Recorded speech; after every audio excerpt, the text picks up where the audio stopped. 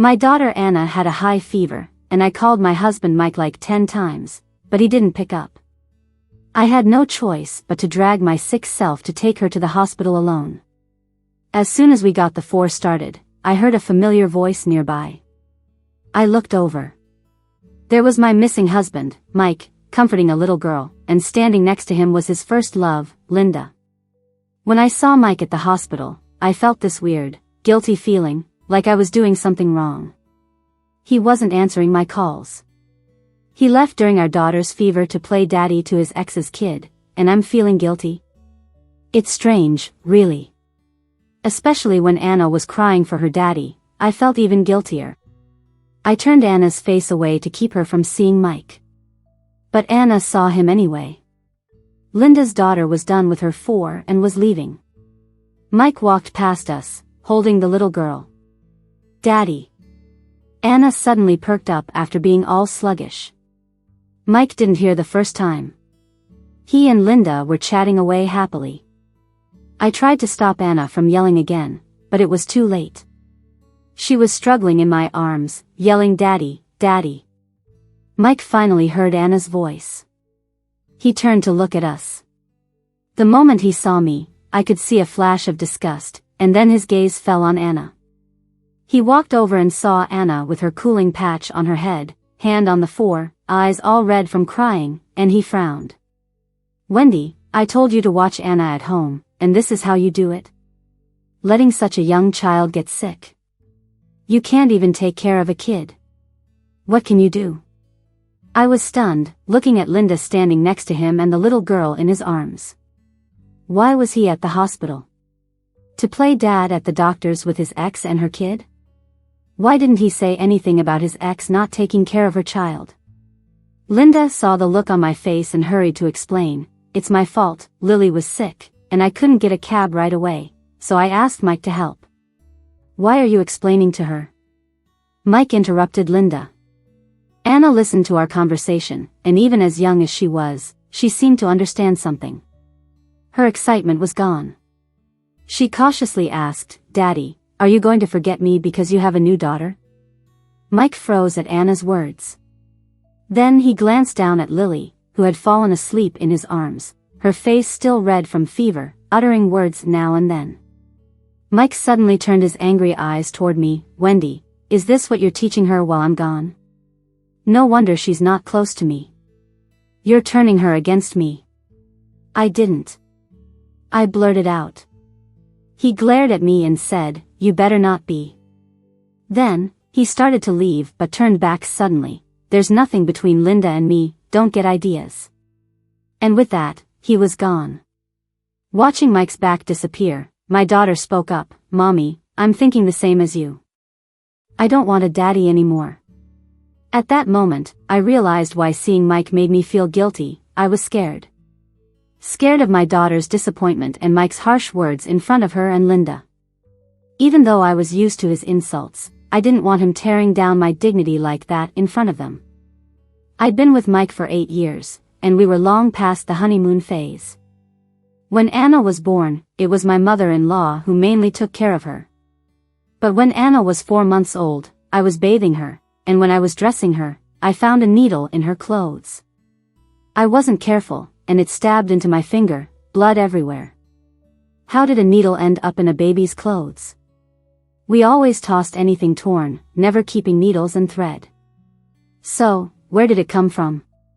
I quickly patched up my finger, took Anna to our room, and checked her over. The more I looked, the more chills ran down my spine.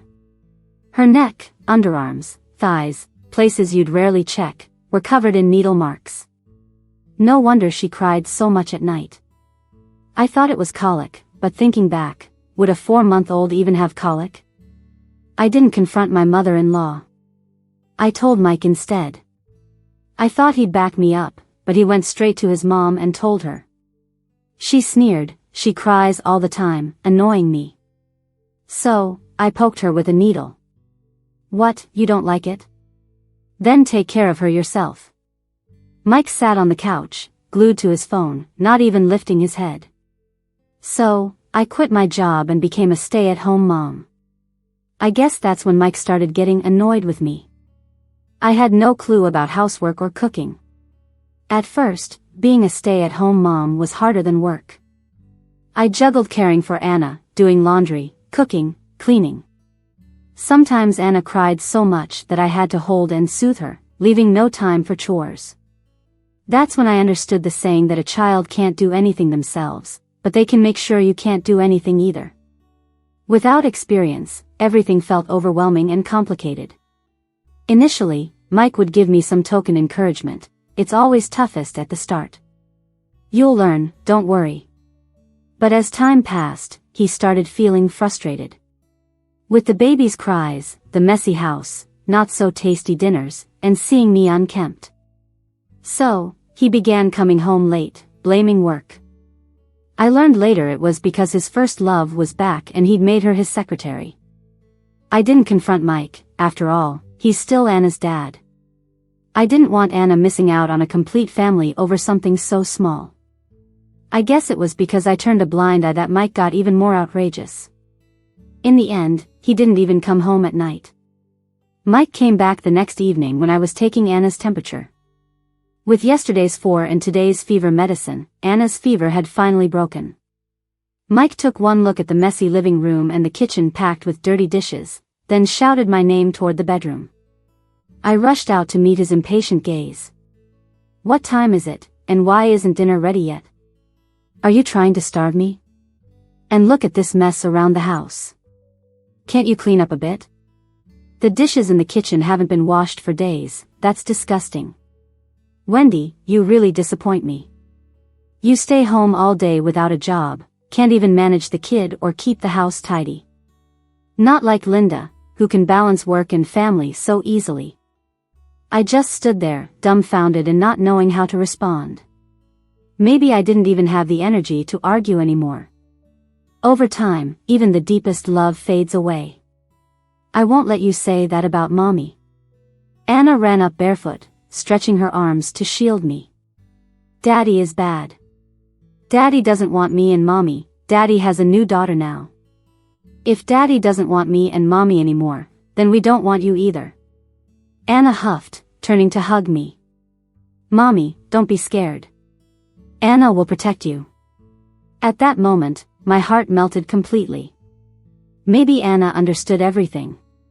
Facing Grandma's cold sarcasm and Dad's harsh words, she was more mature than her peers, already knowing how to read people's expressions. Even though she was only 4, she clearly knew that Grandma and Dad didn't like me or her. And that I stayed silent, all for her sake. Mike looked at me with disgust in his eyes, his expression chilling. Wendy, I never thought you'd be like this, always pushing our daughter against me. Have you been telling her I didn't want her? That's shameless. He continued. She's only 4, and you're already poisoning her mind? I finally stopped holding back. If my daughter made the same decision as me, then we don't need such a lousy man. Oh, do I even need to say anything? My voice grew sharp. Who ignored their daughter burning up with a 104 degrees Fahrenheit fever last night to tend to a colleague's kid? The way you doted on someone else's daughter, you'd think they're your real family. Anna's 4. How many times have you held her? What foods does she like, and what does she love to play with? Do you even know what she's allergic to? Mike, I put up with you not just because I loved you, but because I didn't want Anna to grow up in a broken home. But now I see it's better for Anna to be in a healthy single-parent family than in a toxic one. Mike, let's get divorced. Mike heard me, turned away with a sneer. Wendy, you're delusional. Without me, what are you gonna do? You don't have money or skills. No one would even hire you as a nanny. Mike felt so secure because he knew I'd overlook things for our daughter. Plus, I've been a stay-at-home mom for 4 years, and finding work now, unless it's some low-wage job, is nearly impossible. This job market's tough. Fresh grads lack experience, experienced people are risks due to potential marriage and kids, and mothers re-entering work are expected to put family first. Mike had me cornered. That's why he ignored his mother bullying Anna or chose to work late when I needed help with the kid. And now, ignoring his feverish daughter to comfort someone else's kid? A man shamelessly pressing my boundaries needed to learn I'm not an easy target. Seeing I wasn't speaking, Mike thought he had scared me. He settled into the sofa. "Make some food, I'm starving." I coldly replied, "Cook for yourself. I'm not your servant." Before he could respond, I grabbed Anna and left. As soon as we left, we heard him cursing from inside. Anna had always wanted to try KFC. I usually restrict her from eating such high-calorie foods, but today we both felt happy and ordered a feast, savoring the food together. Suddenly Anna asked, "Mommy, if we don't want Daddy, do we have to move out?" Her question made the burger lose its taste. The house is Mike's from before our marriage, unrelated to me. Though I'd contributed the furniture and appliances, those can't be taken after a divorce. I looked at Anna. "Would you want to live with Mommy in a smaller place?" Anna nodded. Wherever Mommy goes, Anna goes. "Mommy, I'm not scared of hard times." We played outside till late, and when we got home, it was empty. I knew Mike was probably with his first love again. After getting Anna to sleep, I started planning the divorce. I hadn't worked in so long and my savings were limited. To secure Anna's custody and ensure financial stability, I needed more money. The way to get that was proving Mike's affair with Linda. Hiring a private investigator, I tasked him to follow Mike. In less than a week, he brought back surprising evidence. Mike wasn't just cheating with Linda, he'd shamelessly moved in with her. Those nights he claimed he worked late, he was at Linda's place. Knowing Linda's address, I chose a weekday to visit her neighborhood, pretending to be interested in renting a place, to gather intel from the neighbors. My overly enthusiastic neighbor kept talking my ear off about how house prices have been dropping like crazy lately. They suggested that if I wasn't in a rush, maybe I should wait a bit longer, just in case they drop more. I just shrugged and said I'm looking to rent, not buy. Then my neighbors started telling me about the rental market around here: 3 bedrooms and a living room for over $8,000, 2 bedrooms and 1 living room for $5,000, and a 1 bedroom for about $3,000. But of course, it all depends on the decor and your bargaining skills. Some even tried to drag me along to check out a few places. I'm not sure which type Mike rented for Linda, but no matter what, I can't see how Linda, as a secretary with a kid to raise, can afford the rent on her own. So, it's pretty obvious who rented the place for her.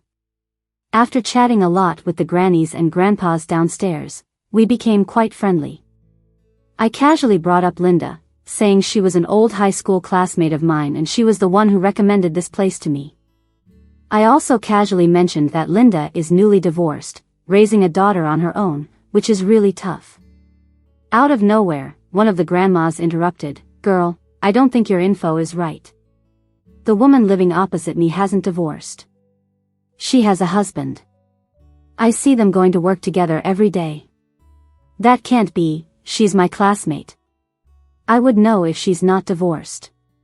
Really, the girl she's with calls that man Dad." I just went, "Oh, maybe he's her new boyfriend then." "Oh, well, that's possible."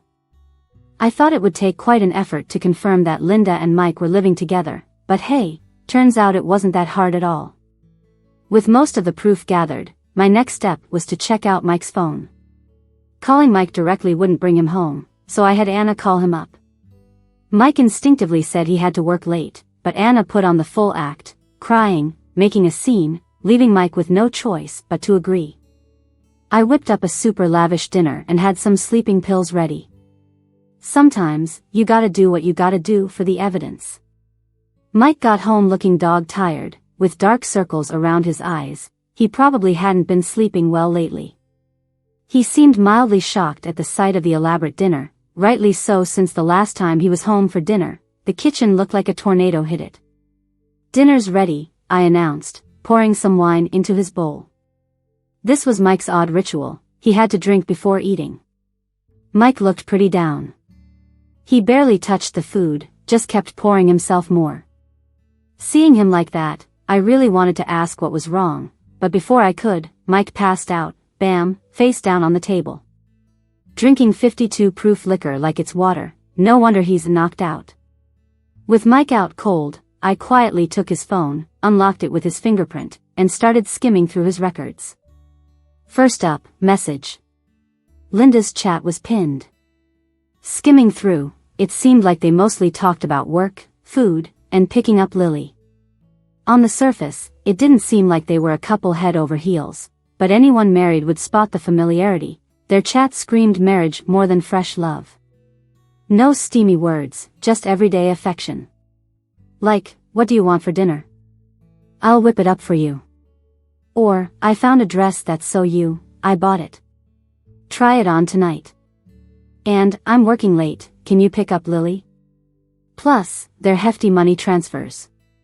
I exported all of Mike and Linda's transaction records to my email, along with some hefty transfers between them. Diving into shopping apps, I snapped pics of all the gifts Mike had bought her, from snacks to designer bags. After getting all the dirt I needed, I was about to put the phone back when a notify dinged. Linda texted, Mike, Lily keeps calling for Dad, when are you coming back? A chill ran down my spine. Coming back? That didn't sound right. If he was returning home, she'd ask, when are you coming home?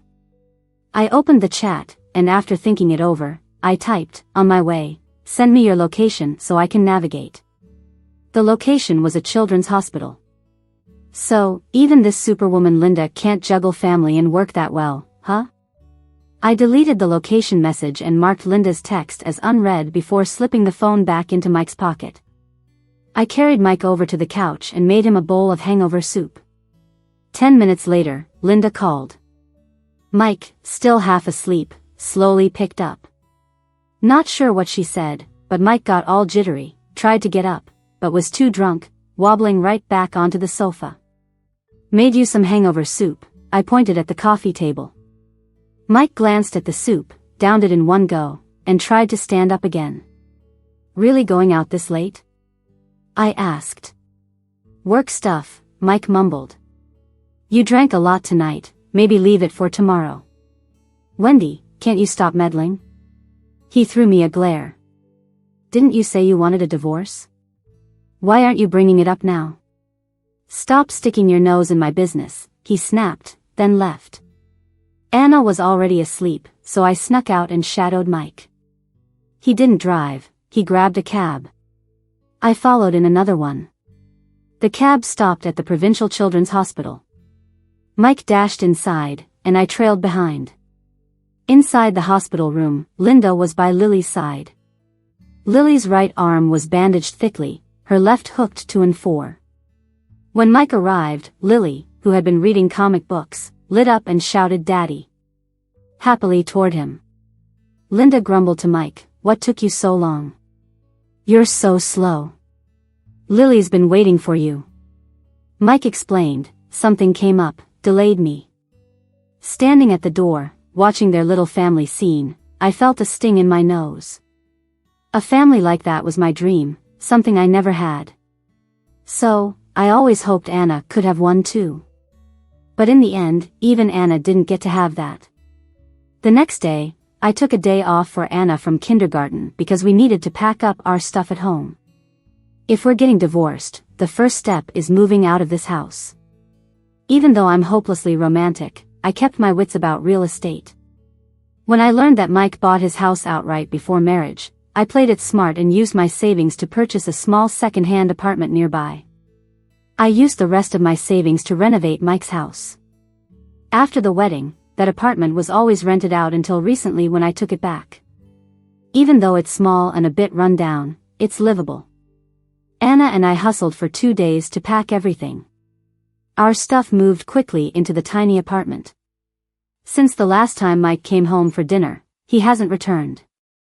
Of course, Linda's daughter was seriously injured, so as a dad, he should be taking care of her. A week after Anna and I moved out, Mike called me. The moment I answered, he sounded irritated. Wendy, what do you mean by this? I knew it. He must have seen the divorce papers I left on the table and the photos the private investigator took of him and Linda. You had someone follow me and Linda? Yeah. Without someone tailing you, I'd buy your story that you and Linda have nothing going on. Are you guys that in love? So in love that you're living together? Mike, aren't you head over heels for Linda? So much that you don't even care about your daughter? Since you love her that much, I'm making it easy for you guys. Shouldn't you be happy? There was endless silence on the other end before Mike finally spoke. Wendy, it's not like what you think with Linda and me. She's divorced, and I'm the only person she knows in this city, so I was just helping. Last time at the hospital, her daughter had a 104-degree fever. She had no one else to call, that's why she called me. She can't cook, and Lily is allergic to many things, so that's why I went to help. Her house has 2 bedrooms, I sleep in the other one. Don't paint me as the guy you're imagining. Listening to Mike's explanation, I couldn't help but find it laughable. Guys like him can look at undeniable evidence and still tell a shameless lie. I figured if I sent him the bank transfers and shopping records, he'd probably get furious, accuse me of snooping through his phone, say I disrespected his privacy, and that I don't love him. Ugh, I'm too tired to explain anymore. Mike, I know you don't love me. I know you don't love Anna either. Forcing people who don't want to love each other to stay together is pointless torture. It's unnecessary. I don't even care what you and Linda's relationship is now, I just want a divorce. Wendy, don't push it. Who do you think you are? Like I can't make it without you? Look at yourself, no figure, no face, no job, no savings. What's your bargaining chip to get a divorce? He gave me 3 days to think it over, and as soon as I wanted to speak, he hung up. Whatever. I might be jobless, but I'm not without an income. After Anna got a bit older, I started freelancing with old contacts. The money wasn't much, but it was enough for Anna and me. 3 days later, Mike got anxious when I hadn't called. He tried calling repeatedly, but I ignored him. Then he showed up outside Anna's kindergarten and finally cornered me. Seeing me, he came over fuming. Wendy, I said only 3 days, and today is the 3rd day. You've still got time to change your mind. I looked at him, cold as ice. Mike, I said I want a divorce. Fine. Fine. Act tough. Probably out of anger, the veins on his forehead bulged as he pointed at me. Divorce, then. Mike, you can keep the house and car, I don't want them. We'll split our savings, and I get custody of Anna, I said. He scoffed. You want Anna's custody? No way. Anna, hearing this, started panicking and clung to my leg. I want to go with Mom. I want to go with Mom. Mike knelt to Anna's level. If you want to be with Mom, then Mom better behave and stop with these silly ideas. Mike. I shielded Anna from him, not wanting her to face him directly. Our issues shouldn't involve the kid. Mike sneered, leaned into my ear, and whispered, then be obedient and stay home as a housewife. I don't mind.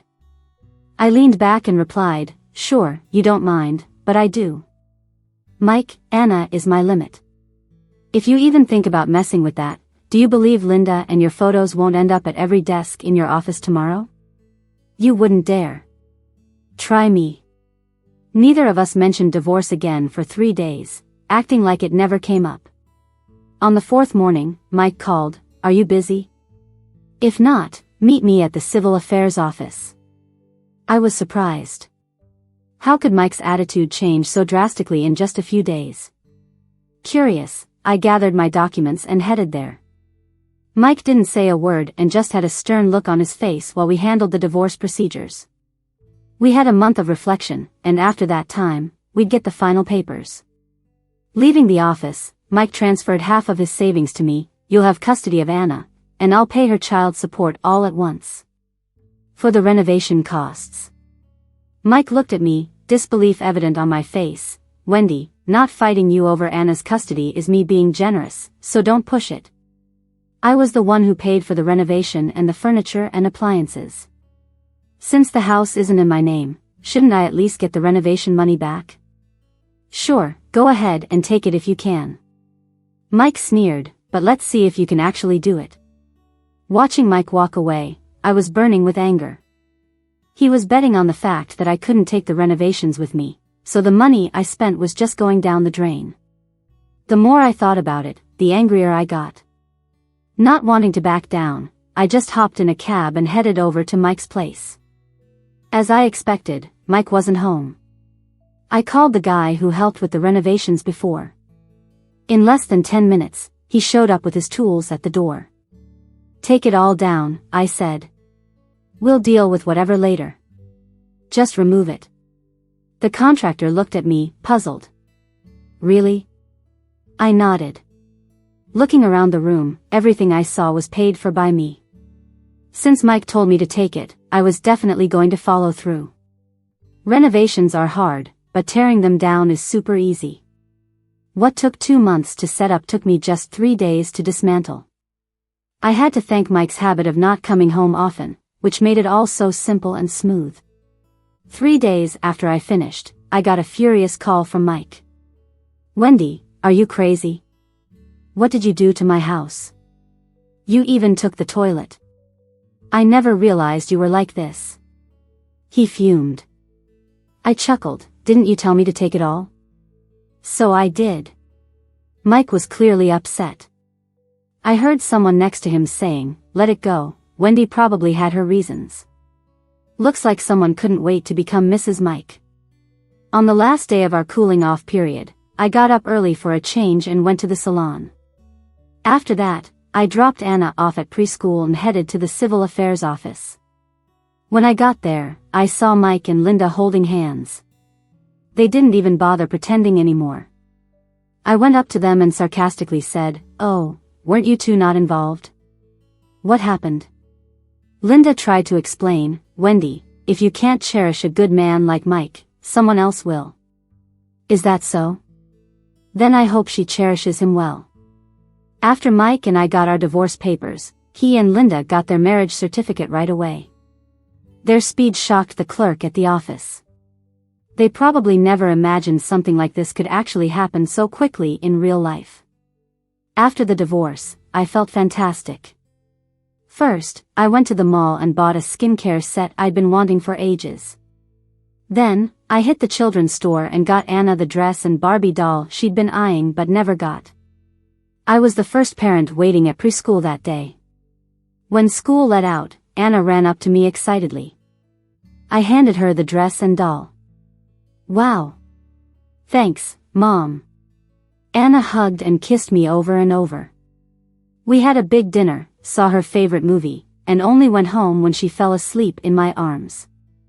I tucked her into bed, and just as I was about to leave, I heard her murmur, "Daddy, please don't leave Anna." My heart clenched as I held her tight. I knew she longed for a little bit of fatherly love, even if she sensed Mike didn't care for her. What a jerk. Preschool summer break started early. Before the real heat kicked in, I planned a short trip. I'd wanted to show Anna the country's beautiful scenery for a long time, but Mike always used work as an excuse. He didn't want me to take Anna alone, so our travel plans always got postponed. But now, I didn't need anyone's permission. With tickets booked, Anna and I were off to Los Angeles. Blue skies, white clouds, palm trees, beaches, and the ocean. Watching Anna run around on the sand, catching fish, collecting shells, and digging, made me feel like leaving Mike and bringing Anna on this trip were the right decisions. After a week in Los Angeles, we headed back. On the return trip, Anna was a bit sad. She picked out gifts for her friends and asked, "Mom, can we come back again?" I nodded. "Of course, as long as you want to." Yay! To enjoy the trip, my phone had been off the whole week. When we landed, I turned it on and was shocked to see over 100 missed calls. Not just from Mike, but also his mom, who hadn't contacted me in ages. It was odd. These two don't usually think of me unless there's a reason. Why would they call so often all of a sudden? A part of me worried. Was Mike planning to fight for custody of Anna? Opening the messages revealed texts from Mike. I never deleted his contact. Despite everything, he was still Anna's father. "Wendy, if you have time, I'd like to see Anna. Wendy, why aren't you answering my calls? Wendy, where are you and Anna living now? Can I visit? Wendy, it must be hard raising a child alone. How about we get back together? My mom wants to see Anna. When's a good time? Wendy, I'm sorry. It's all my fault. Wendy. It's been so long since Mike called me that. So long that I forgot he once did it fondly. Like a one-man show, Mike sent message after message, grilling himself about wanting to see Anna and regretting the divorce. Didn't he already have a new wife? Why be so regretful now? I was curious when Mike called again. This time, I picked up. Oh, thank God, Wendy. You finally answered. I've been so worried. I thought you blocked my number. Wendy, do you have a moment? I'd like to see Anna. My mom really misses her too. I found it hard to believe his mom missed Anna. She never liked having a granddaughter. She used to poke Anna with needles and openly said girls were useless. I couldn't deny him a visit with his daughter. Of course, I also wanted to know what had happened that pushed such a proud man to apologize. So, I made plans to meet Mike at the kids' park on Saturday. Anna was thrilled to go play again. As soon as we got there, without spotting Mike, she darted off to pick her favorite activities. Wendy, I heard Mike's voice. I turned to look at him. He looked aged, with sunken eyes and dark circles. Probably hasn't slept well for days. Anna's playing, so you might have to wait a bit, I said. Or you can join her if you want. Mike sat next to me, watching Anna have a blast. After a while, he finally spoke. I actually wanted to see you. I was surprised and a bit confused. He hesitated before speaking. I divorced Linda. Now I was even more shocked. Didn't they just get married like a month ago? That fast? He gave a self-deprecating laugh. Surprising, huh? It shocked me too. I always thought of her as my first love, but she saw me as a fool. The reason I so readily divorced you was because she told me she was pregnant. My mom was thrilled Linda was pregnant. She always hoped you'd have a second child, but you never wanted to. Since Linda was having another baby, there was a 50-50th chance it'd be a boy. I was looking forward to the baby's birth, and I'd been spoiling her since we got married, never letting her do any work. I thought my happiness would begin after marrying Linda, but it turned out the child wasn't mine. Just like in those silly dramas, Mike accidentally found Linda with her ex while he was out on some errand. That's when he realized Linda and her ex were never really over, and her baby wasn't his. After listening to Mike's story, I asked, so, what's your point in telling me this? To say you got what was coming for divorcing me? Mike bit his lip. Wendy, you know I didn't really want to get divorced in the first place. Anna's grown now, don't you want her to have both parents? With a slight smile, I said, so, you struck out with Linda, and now you're considering getting back together with me? He nodded and then shook his head. Mike, I'm doing just fine now, and so is Anna. I'm never getting back with you, now or ever. I won't stop you from seeing Anna, but I want you to be genuine. I glanced at his empty hands with disdain. Don't come saying you miss Anna when you show up without any toys or snacks and haven't even seen her after over an hour. Honestly, I wanted to ask, did you think of coming back to me after getting dumped by someone else? Do I seem that desperate? But I held back. I'm trying to be civil.